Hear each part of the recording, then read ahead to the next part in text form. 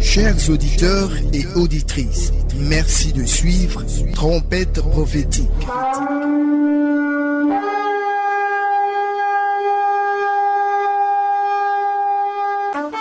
Une émission de révélation, de mystère et d'orientation spirituelle présentée par le prophète Ablegui, pasteur mondial de la mission évangélique La Voix Sainte.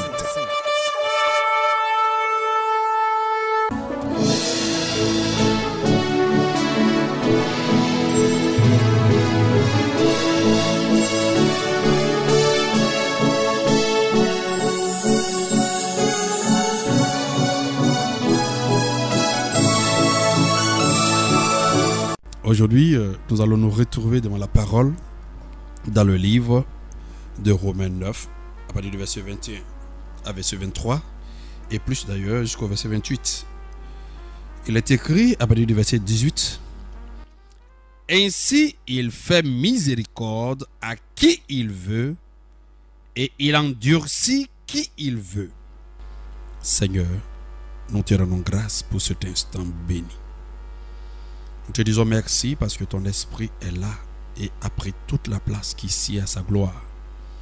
Nous te disons merci parce que ces choses, Père, que nous exprimons, conduites par ton esprit, ont été manifestées pour notre régénérescence. Nous te disons merci parce que, Père, tu disposes la tablette de nos cœurs afin de transcrire, Seigneur, tes lettres de noblesse, oui, de rédemption, afin que, Père, nous arrivons selon ta grâce, selon l'amour que le Seigneur Jésus-Christ a manifesté pour nous, à la nature parfaite, afin que ton seul nom soit glorifié. Daigne diriger cet instant afin que ton serviteur soit effacé. En ton nom, Seigneur, nous disons Amen. Alléluia. Nous allons parler de quelque chose qui nous intéresse, qui m'intéresse et qui t'intéresse. Et nous allons le voir, comme je l'ai dit, dans le livre de Romains. Et nous allons l'alterner avec d'autres livres, selon que le Saint-Esprit nous conduira dans cet instant. Mais je vais lire tout le conformément à la volonté divine. Ainsi, il fait miséricorde à qui il veut, et il endurcit qui il veut. Tu me diras, pourquoi blâme-t-il encore? Car qui est-ce qui résiste à sa volonté? Ô homme, toi plutôt, qui es-tu pour contester avec Dieu? Le vase d'argile dira-t-il à celui qui l'a formé: pourquoi m'as-tu fait ainsi? Le potier n'est-il pas maître de l'argile pour faire avec la même masse un vase d'honneur et un vase d'usage vil? Et que dit si Dieu, voulant montrer sa colère et faire connaître sa puissance, a supporté avec une grande patience les vases de colère prêts pour la perdition, et s'il a voulu faire connaître la richesse de sa gloire envers les vases de miséricorde qu'il a d'avance préparés pour sa gloire? Ainsi, il nous a appelés, non selon d'entre les Juifs, mais encore d'entre les païens, selon qu'il dit dans Osée: j'appellerai mon peuple celui qui n'était pas mon peuple, et bien-aimé celle qui n'était pas bien-aimée. Et là où l'on leur disait: vous n'êtes pas mon peuple, ils seront appelés fils du Dieu vivant. Ésaïe de son côté s'écrie au sujet d'Israël: quand le nombre des fils d'Israël serait comme le sable de la mer, un reste sauvé, car le Seigneur exécutera pleinement et promptement sur terre ce qu'il a résolu. Le Seigneur veut nous parler de quelque chose de primordial. Il est écrit que le Seigneur exécutera pleinement et promptement sur terre ce qu'il a résolu. Le Seigneur exécutera promptement et pleinement ce qu'il a résolu. Alors, il endurcit qui il veut et il fait miséricorde à qui il veut. Alors que la parole nous dit dans le livre d'Hébreux 4, verset 12, que la parole de Dieu est vivante et efficace, plus tranchante qu'une épée quelconque à deux tranchants, pénétrante jusqu'à partager âme et esprit, jointure et moelle. Elle juge les sentiments et les pensées du cœur. Nulle créature n'est cachée devant lui, mais tout est à nu et à découvert aux yeux de celui à qui nous devrons rendre compte. Alors nous allons essayer de comprendre le sens de ce livre, de ce passage de Romains 9, afin que nous puissions nous prédisposer à savoir si oui ou non nous sommes dans le dessein de Dieu voulu tel qu'il l'a planifié, tel qu'il l'a révélé. Et nous allons aller un peu terre à terre et puis aussi pas à pas, afin que nous puissions comprendre, parce que la volonté de Dieu, c'est que nous puissions comprendre la portée de ses paroles. Il endurcit qui il veut, et il fait miséricorde à qui il veut. Alors, nous nous trouvons dans une situation de l'usage que Dieu fait de notre vie. Nous nous trouvons dans une situation de la volonté de Dieu qui s'accomplit dans notre vie, ou pas. Alors, lorsque Paul développait ces passages sous la révélation, sous l'inspiration du Saint-Esprit, le même Paul aussi dit, pourquoi alors blâme-t-il encore? Si le Seigneur endurcit des cœurs, mais alors pourquoi blâme-t-il encore? Parce qu'il arrive à des moments précis où le chrétien se pose la question, mais pourquoi je suis tel que je suis? Mais pourquoi j'agis tel que je fais? Pourquoi je n'arrive pas à changer? Pourquoi je n'arrive pas à être transformé? Alors, beaucoup de questions que nous nous posons dans la vie chrétienne, dans la maison de Dieu. Beaucoup de questions. Oui, c'est tellement de questions, mais le Seigneur a répondu à toutes ces questions. Il nous donne la réponse aussi à ces questions. D'abord, la réponse qu'il vient, il dit, homme, toi plutôt, qui es-tu pour contester avec Dieu? Alors donc, il y a la notion de la contestation. Donc, l'apôtre Paul nous dit, par les Saintes Écritures, que Dieu endurcit qui il veut, il fait miséricorde à qui il veut.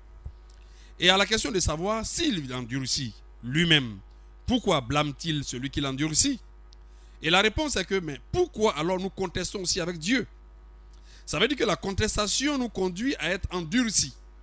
Alors si nous contestons, c'est que nous aussi nous sommes endurcis parce que nous avons contesté avec Dieu. Et pourquoi nous contestons avec Dieu? Certainement, c'est que nous ne sommes pas d'accord avec les principes voulus par Dieu.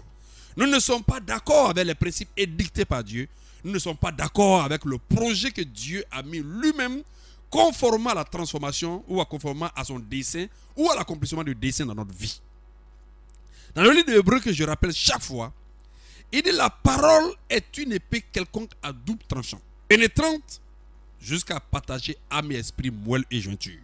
Si nous ne comprenons pas ce passage, nous n'allons pas comprendre tout ce qui se passe dans la Bible, surtout à un certain niveau de la marche chrétienne. Rien ne se fait en dehors de la parole. Mais ici, le Seigneur va se positionner comme un potier. Voilà pourquoi il dit, les vases d'argile, dira-t-il à celui qui l'a formé, c'est-à-dire le potier, pourquoi m'as-tu fait ainsi? Le potier n'est-il pas maître de l'argile pour faire avec la même masse un vase d'honneur et un vase d'usage vil? Alors, avec la même masse. D'abord, le Seigneur se positionne comme un potier. Mais il a été déjà ce potier. Il a été déjà ce potier. Mais ici, le sens voulu par ce potier, il dit, le vase dira-t-il à celui qui l'a formé, pourquoi m'as-tu fait ainsi? Le potier n'est-il pas maître de l'argile pour faire avec la même masse un vase d'honneur et un vase vil? Ça veut dire que le même Seigneur, il fait avec la même masse un vase d'honneur et avec la même masse un vase vil. Et pourtant, quand le Seigneur s'est manifesté dans la création et qu'il a créé l'homme, il a fait Adam un vase d'honneur. Il n'a pas fait un vase vil. Donc au commencement, la notion de vase vil n'a point pris sens, n'était pas l'existence. Puisque Adam n'a pas été créé impur. Adam a été créé pur. Il a été créé juste. Adam n'avait pas l'éternité, il n'avait pas l'immortalité, mais Adam était pur. Il était un vase d'honneur. Et donc le potier à l'origine, lorsqu'il a commencé à manifester la création, il n'a rien fait d'impur, il a tout fait pur. Alors, cette fois-ci, voici le potier qui est obligé de prendre en compte la notion des vases vils. Mais pourquoi? Pourquoi il prend la notion des vases vils? Mais c'est parce que le péché a conduit la nature adamique de la position des vases d'honneur à vases vils. Et comme celui qui est devenu un vase vil de sa position des vases d'honneur, ça a amené toute la création à se retrouver dans une position des vases vils. Voilà pourquoi dans le même livre de Romains, il dit, à partir du verset 28, Romains 8, verset 28, il dit, nous savons du reste que toutes choses concourent au bien de ceux qui aiment Dieu et de ceux qui sont appelés selon son dessein. Car ceux qu'il a connus d'avance, voilà. Tout ce que le Seigneur a connu d'avance, c'est la nature adamique qui a péché. Parce qu'il a connu un seul être. Il a manifesté un seul être. Il a créé un seul être. C'était Adam et son épouse. D'ailleurs même Adam d'abord. Et après son épouse. Donc l'homme adamique, c'est celui que le Seigneur a créé en tant que potier. Il a formé l'homme adamique. Il l'a formé pur. Adam n'est pas pluriel. Adam est seul. C'est lui qui l'a formé pur. Et de sa côte, il a formé aussi sa femme afin que les deux soient un, conformément au dessein qu'il a planifié au niveau du mariage. Et donc, Adam a été formé pur, sa femme aussi a été formée pure. Donc, ce sont les deux qui sont formés purs, les deux étaient des vases d'honneur. Ce n'étaient pas des vases vils. Mais quels sont ceux qu'il a connus d'avance? C'est-à-dire, avant qu'ils ne viennent à l'existence, il les a connus. C'est lorsque Adam a péché, il est quitté de la position d'un vase d'honneur, il est devenu un vase vil. C'est tous ceux qui vont naître d'Adam seront obligatoirement des vases vils. Et donc tous ceux qu'il a connus d'avance, c'est ceux qui sont nés d'Adam pécheur. Donc on n'a pas besoin de les connaître, on n'a pas besoin de les voir, mais il le sait d'avance, puisque la nature adamique a quitté la position des vases d'honneur, mais de vases vils. Donc tous ceux qui sont nés d'un vase vil sont des vases vils. Voilà pourquoi tous ceux qu'il a connus d'avance, il les a aussi prédestinés à être semblables à l'image de l'homme, du Fils de Dieu. Mais qui? Adam était déjà à l'image. Donc Adam ne serait pas encore à l'image. C'est parce que Adam a péché, il a perdu cette image. Et comme Adam a péché, il a perdu l'image du Seigneur, l'image de Dieu. Tous ceux qui sont nés d'Adam pécheur n'ont plus l'image. Et donc comme ils n'ont plus l'image, c'est ceux-là que le Seigneur a connus d'avance. Il a connu que tous ceux qui vont naître d'Adam pécheur sont des pécheurs. Or, tous ceux-là doivent retrouver la position de l'image que Adam a perdue. C'est cela qu'il a prédestiné. Donc il a prédestiné la descendance d'Adam. Il n'a pas prédestiné la descendance du diable. Il n'a pas prédestiné la descendance de qui que ce soit. Mais il a prédestiné la descendance d'Adam. Mais cette descendance d'Adam qu'il a prédestinée, on dit il a prédestiné à être semblable à l'image de son fils. C'était la position qu'Adam avait, qu'il a perdue, que nous devons tous retrouver par le processus du rachat ou le processus de la rédemption ou de la régénérescence. Voilà pourquoi il a dit, ceux qu'il a connus d'avance, il les a aussi prédestinés. Et donc, pourquoi il les a aussi prédestinés? Parce qu'ils ont tous perdu quelque chose. Ils sont tous devenus des vases vils. Alors, maintenant, la question qu'on nous pose, pourquoi le Seigneur blâme-t-il? Mais le Seigneur ne blâme personne. Nous sommes déjà blâmés par le péché de notre ancêtre. Nous sommes déjà nés blâmés. Voilà pourquoi il dit, tous sont privés de la gloire. Tous ceux qu'il a connus d'avance sont privés de la gloire. Il a tous ceux qu'il a connus d'avance, c'est-à-dire tous ceux qu'il a connus de la descendance d'Adam, sont tous privés de la gloire. Personne qui est né vase d'honneur. Personne n'est né pur. Personne n'est né saint. Tous sont nés impurs. Tous sont nés souillés. Tous sont nés déformés. Alors, pour l'amour qu'il a pour nous, pour le peuple, pour ses enfants, pour l'amour qu'il a pour sa créature, alors il va prédestiner le processus afin de ramener l'homme à retrouver cette image perdue. Mais voilà pourquoi il se met comme un potier qui fera alors avec cette même masse qui est vase vil, il va s'arranger pour en faire un vase d'honneur. Parce que déjà, notre position est tracée par le Seigneur. Il le dit dans le passage. Il dit, le potier n'est-il pas maître de l'argile pour faire avec la même masse un vase d'honneur et un vase vil? Et que dit, si Dieu voulant montrer sa colère et faire connaître sa puissance, a supporté avec une grande patience des vases de colère prêts pour la perdition. Nous sommes tous nés d'Adam pécheur et la parole de Dieu nous dit, tous ont péché, tous sont privés de la gloire de Dieu. Mais être privé de la gloire de Dieu, c'est être privé du salut. Être privé de la gloire de Dieu, c'est être privé en tout cas du salut, si vous voulez. On se limite au salut. Et donc, tous ceux qui sont nés d'Adam pécheur sont sous la colère de Dieu.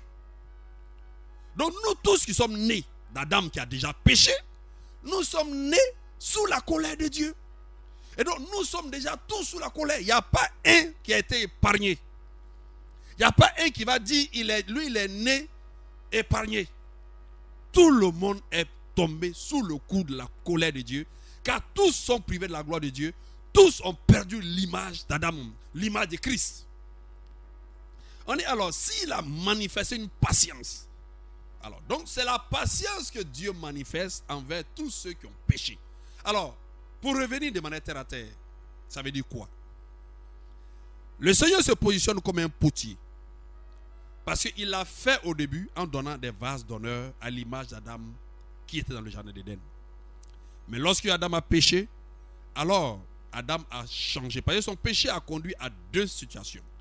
La première situation de son péché, c'est qu'il y a eu désobéissance. La désobéissance est un péché. Il a péché devant Dieu parce qu'il a désobéi à l'ordre établi par Dieu. Mais la deuxième conséquence, c'est que ce n'est pas seulement la désobéissance, ce n'est pas seulement le péché. Parce que péché enfreindre la loi de quelqu'un, à la loi de Dieu, ou ne pas suivre les principes de Dieu, ou bien manquer d'accomplir la volonté de Dieu, c'est un péché. Mais ce n'est pas ça seulement le vrai problème. Parce qu'on dit, sans effusion de sang, il n'y a pas de pardon de péché. Donc le sang peut couler pour pardonner tout péché commis par l'homme. Mais ce n'est pas ça le problème. Le problème, c'est que Adam a été aussi déformé. Voilà pourquoi il a perdu l'image. Il a perdu l'image de Christ, l'image de Dieu. Adam a été déformé. C'est pour ça que je prends toujours cette image d'une voiture. Vous avez une belle voiture et il y a un mur qui est là, c'est le mur de Dieu. Dieu vous dit, ne touchez pas au mur. Vous roulez comme vous voulez, mais je vous dis, vous pouvez rouler comme vous le voulez, mais ne touchez pas à ce mur. Si vous touchez à ce mur, alors je serai carrément fâché contre vous. Ou bien vous allez avoir de sérieux problèmes. Et par mégarde, vous arrivez à cogner ce mur-là. Non seulement le mur est cogné, le mur tombe. C'est vrai que le Seigneur va se fâcher parce que le mur est tombé, parce qu'il y a eu désobéissance. On a dit de ne pas toucher au mur et le mur a été touché. Et donc on a cogné le mur, donc il y a désobéissance. Donc c'est un péché. Mais ce n'est pas ça le problème. Seulement, c'est que la voiture qui a cogné le mur, la voiture est cabossée. La voiture est déformée. Comme on le dit par les enfants, la voiture est gondrolée. Alors donc la conséquence qui apparaît, c'est que désobéissance, déformation. Et c'est cette déformation qui oblige le Seigneur à avoir la position du potier. Le potier, donc, il doit refaçonner comme un taulier qui va travailler la voiture. C'est vrai qu'il va venir dire, pardon Seigneur, j'ai cogné ton mur. Le Seigneur va dire, il n'y a pas de problème. J'ai mon sang qui va alors te pardonner. J'envoie un maçon qui va rétablir le mur. Ok, on t'a pardonné parce que le but a été rétabli. Mais toi qu'on a pardonné, tu n'as plus la même identité. Tu as une identité déformée. La voiture est cabossée. Donc il y a un problème qui est là. Et donc Adam n'a pas que péché, mais Adam aussi a été déformé. Et donc il est quitté de la position d'un vase d'honneur, il est devenu un vase vil. Et nous sommes tous nés déformés. Nous sommes tous nés ayant perdu l'image de Christ, ayant perdu l'image de Dieu. Voilà pourquoi le Seigneur se met dans une position de potier. Mais quand il se met dans une position de potier, il ne va pas tolérer ceux qui vont enfreindre le processus qu'il va mettre pour ramener l'homme à retrouver la statue, oui, l'image parfaite de Christ. Il ne va pas tolérer. Voilà pourquoi il dit, si, et que dire, si Dieu voulant montrer sa colère et faire connaître sa puissance, a supporté avec une grande patience des vases de colère prêts pour la perdition. S'il y a quelque chose qui est réellement préparé pour tous ceux qui ont péché par Adam, c'est la perdition. Tous ont péché, tous sont préparés à la perdition. Ça veut dire que si Christ n'est pas venu avec son procès, la rédemption, le rachat, personne ne serait sauvé. Même ceux qui croient qu'ils sont prédestinés à être sauvés. Même ceux qui croient qu'ils sont nés pour être sauvés. Ils n'ont qu'à revenir. Revenons tous sous terre. La parole de Dieu est claire. Tous ceux qui sont nés d'Adam sont préparés, sont sous la colère de Dieu. Et sont tous préparés à être dans la perdition. La perdition, c'est l'enfer. Autrement dit, celui qui se croit être sauvé sans Christ, qui le démontre. Autrement dit, celui qui pense qu'il est né, en tout cas il est né sauvé, qui le démontre. Tout le monde est passé par la vie païenne. Ça veut dire qu'il est arrivé à un moment où chaque chrétien d'aujourd'hui est arrivé à un moment dit, Seigneur, je t'accepte comme Seigneur et Sauveur. Mais si tu es né saint ou bien tu es né préparé au paradis, tu n'as pas besoin de dire Seigneur Sauveur. Voilà pourquoi le Seigneur dit, tout le monde a été vase de colère et tout le monde a été préparé pour la perdition parce que tout le monde a péché par Adam. Si nous n'avons pas péché par Adam, nous n'avons pas besoin de salut. Mais si nous avons besoin de salut, c'est que nous avons péché par Adam. Voilà pourquoi le Seigneur dit, il a manifesté, il y a la manifestation de la colère, il y a la manifestation de la puissance et il y a la manifestation de la patience. Et donc, ce sera 3 dimensions que le Seigneur va manifester. La colère, la patience et la puissance. La colère. Et s'il a voulu faire connaître la richesse de sa gloire envers les vases de miséricorde. Et donc, après la colère, la patience, la puissance, il y a la richesse aussi de sa gloire. 4e élément. Ainsi, il nous a appelés non selon d'entre les juifs, mais encore d'entre les païens. Voilà le problème. Non seulement tous ceux qui sont nés d'Adam sont tous pécheurs par les juifs, mais encore mieux, nous qui parlons aujourd'hui, nous ne sommes même pas juifs pour dire que nous avons été un peuple élu. Malgré que nous étions tous loin du plan de rachat de Dieu, c'est le peuple juif qui a été préparé pour le rachat de Dieu, mais nous avons tous bénéficié par Jésus-Christ, notre Sauveur. Et nous avons été tous appelés parmi les païens. Selon qu'il a dit, j'appellerai mon peuple celui qui n'était pas mon peuple. Voilà. Ça veut dire que nous tous à un moment on n'était pas le peuple de Dieu, mais nous sommes devenus peuple de Dieu. On ne naît pas peuple de Dieu, on devient peuple de Dieu. Même quand les Juifs ont voulu dire nous sommes fils d'Abraham, il dit même de ces cailloux, de ces pierres, je vous transformerai. Je peux transformer ces cailloux pour faire des fils d'Abraham. Nous sommes en train de faire une introduction pour pouvoir déblayer un peu le terrain, afin de pouvoir rentrer dans le vif du sujet. Et bien aimés, celles qui n'étaient pas bien aimées, et là où on leur disait, vous n'êtes pas mon peuple, ils seront appelés fils de Dieu. Alors donc, ils seront appelés fils de Dieu. Donc, c'est un projet clair. Ésaïe de son côté va écrire à ce sujet, quand le nombre des fils d'Israël sera comme le sable de la mer, un reste seulement sera sauvé. Pourquoi? Parce qu'il y a un processus que tout le monde ne va pas accepter. C'est ça le vrai problème. Tout le monde n'acceptera pas ce processus. Cela a été appliqué à Israël, ça s'applique à nous tous aussi pareillement. Voilà pourquoi le Seigneur dit, car le Seigneur exécutera pleinement et promptement sur terre ce qu'il a résolu. Et ce qu'il a résolu, c'est par la parole. Il dit, tous ceux qu'il a connus d'avance, il les a aussi prédestinés à être semblables à l'image du Fils, afin que son Fils soit le premier-né de beaucoup de frères. Donc il a connu un peuple pécheur par Adam. Il a connu une race pécheresse par Adam. Il a connu ceux qui ont été privés de la gloire de Dieu. En tant que potier, il a donné, oui, création à une race adamique. Premier d'abord, en étant un vase d'honneur. Mais malheureusement, le péché d'Adam a conduit à produire des vases vils. Des vases vils. Mais ce n'est pas que seulement des vases vils. Il y a une troisième catégorie, des vases de perdition. Et donc nous allons voir en détail ces 3 catégories. Les vases de colère, les vases de miséricorde, ou décomposés, vases de colère, vases vils, vases d'honneur. Nous allons voir ces 3 catégories de vases.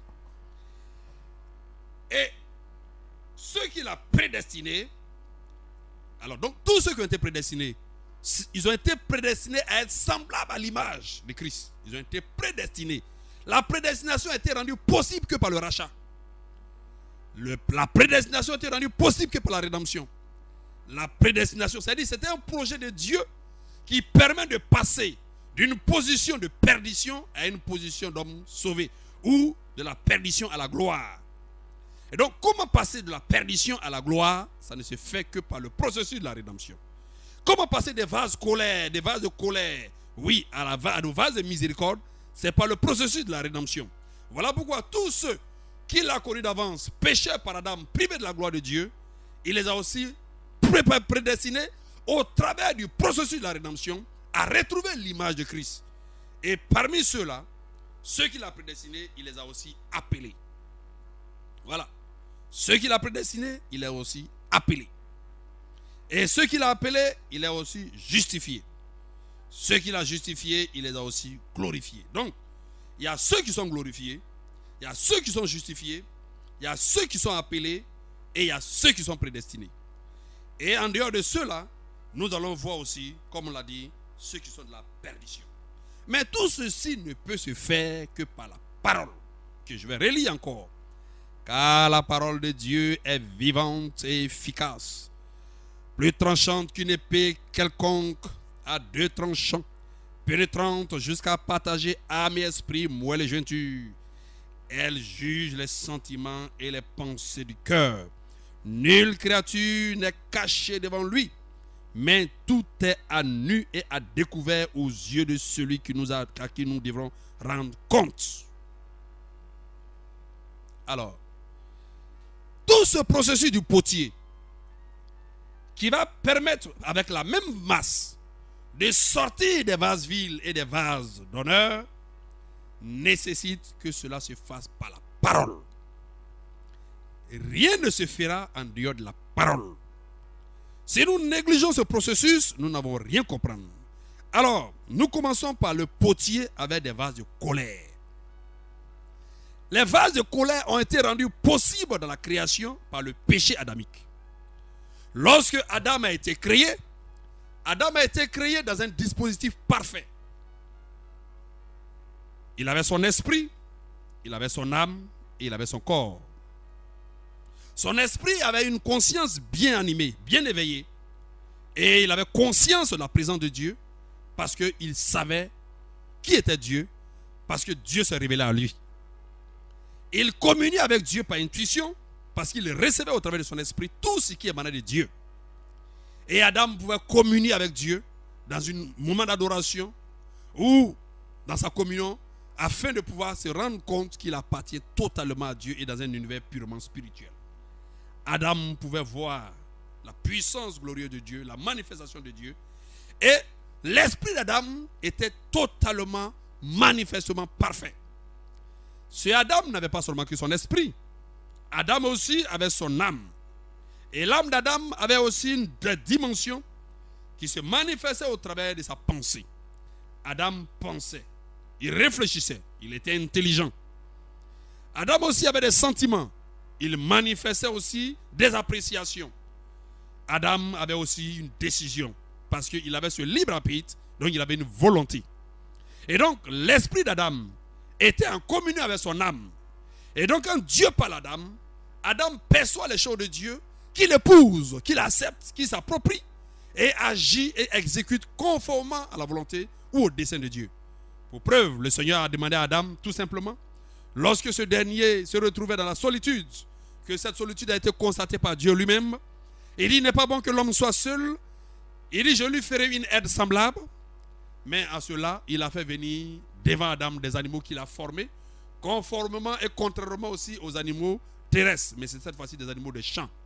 C'est-à-dire des animaux qui pouvaient être familiers, des animaux qui pouvaient être domestiques. Et il a fait venir devant Adam pour savoir comment Adam pouvait choisir une côte. Donc Adam était intelligent. Adam savait discerner ce qui est bon et ce qui est mauvais.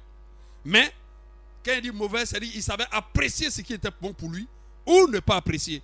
D'ailleurs, les animaux sont venus devant lui. Il n'a pas pu apprécier ce qui était bon pour lui. Il ne trouva pas d'aide semblable. Et donc, Adam était intelligent. Il savait aussi apprécier parce qu'il avait l'esprit de Dieu en lui. Et donc, Adam avait son âme, son esprit en communion. Mais Adam aussi avait un corps. Ce corps avait des 5 sens. Et ces 5 sens-là se trouvaient dans une autre disposition qui n'était pas exploitée par Adam. Adam avait des yeux, avait son nez. Adam aussi avec une bouche, avait ses oreilles. Et donc Adam avait les 5 sens. Et donc la constitution d'Adam se trouvait de 3 dimensions. L'esprit qu'on appelle aujourd'hui l'homme intérieur était la voie par excellence où Dieu communiait avec Adam. Et l'âme qu'on appelle le vieil homme, c'était l'élément qui permettait à Adam de prendre conscience de lui-même. Et le corps qu'on appelle l'homme extérieur était ce qui permettait à Adam d'avoir contact avec le monde physique.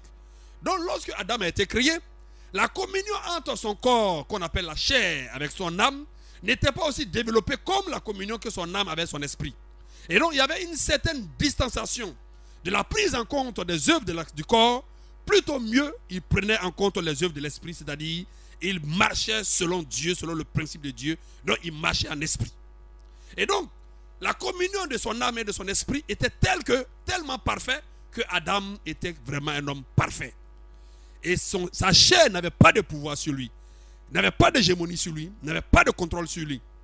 Ce n'est ni parce que Adam appréciait des choses extérieures du monde extérieur, par ses 5 sens, ou bien par son intuition, ou bien par ce que le Seigneur permettait, que Adam pouvait décider. Non, Adam décidait conformément à ce qu'il recevait de révélation par Dieu.